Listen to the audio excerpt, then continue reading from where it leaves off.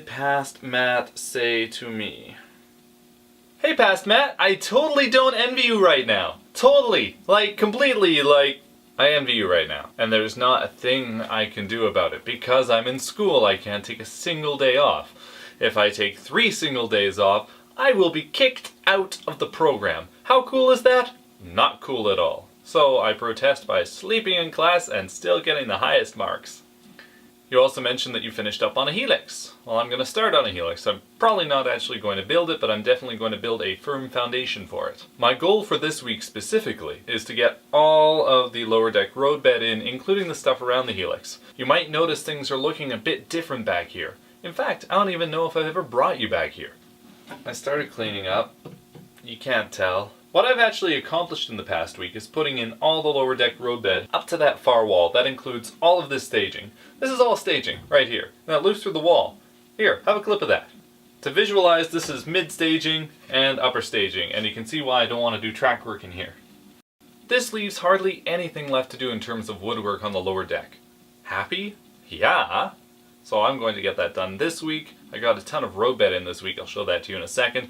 And oh my god, I keep saying I'm getting closer to track laying, but I'm really so close. I need to clean up. There is so much dust here. Look, I go down. And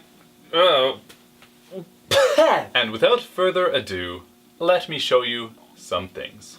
Last week's vlog was very short, and for that I apologize. I was extremely very in a rush, and this week I am going to make a little bit more time for you guys. I have a light for once, so you can see me. I can always see you. That's right. I can still see you. Stop it! That's better. Last week I also missed some things. 1. Adrian graduated. That is great because she got a bachelor's, and it's a lot of hard work that went into that, and I'm really happy for her. 2. She got a job in her field, as I mentioned earlier, right out of college, and I am super stoked about that. I think I'm even more stoked than she is, but she's so lucky. Just so lucky. 3. I continued to do nothing interesting, but I neglected some stuff on the railway here. Let's start here and work our way around. Staging stuff! Farron Y. Totally accessible from the workbench. Now you're thinking. The back of the duck under will be more decorated at some point in time. As for now, it's decorated with foam so you won't hurt yourself. For Creston, I wanted a series of code backdrops that would disguise the fact that the track was running into the wall in a place that wasn't exactly in line with the rest of the layout. I made a series of miter joints at about 30 degrees to join the top section to the back section, glued the wood to the masonite without screwing it because that's strong enough, and abided by a very important rule: never screw masonite to masonite, as mentioned earlier. Everything is screwed to or through other wood. All in all, the effect is quite fetching, I think. I changed the backdrop at Farron around a little bit. Now it's coved instead of going straight back to the Y. Where you see the screws on the right hand side, I screwed through to a piece of 1x2. Screws going masonite to masonite generally don't hold very well. At all. Don't do it, guys. Come on. Actually, all of Creston is in.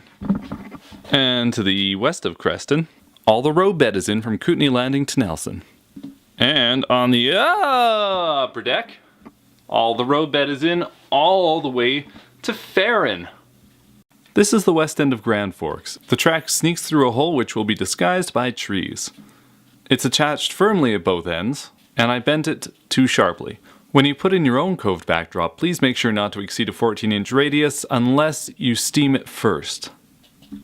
That wraps it up for the Staring at Me show for the week. If you have any questions about the specifics of anything that I've showed you, please ask. Please. I've been doing this for like 3 years now. I have sufficient knowledge to answer things. Isn't that weird?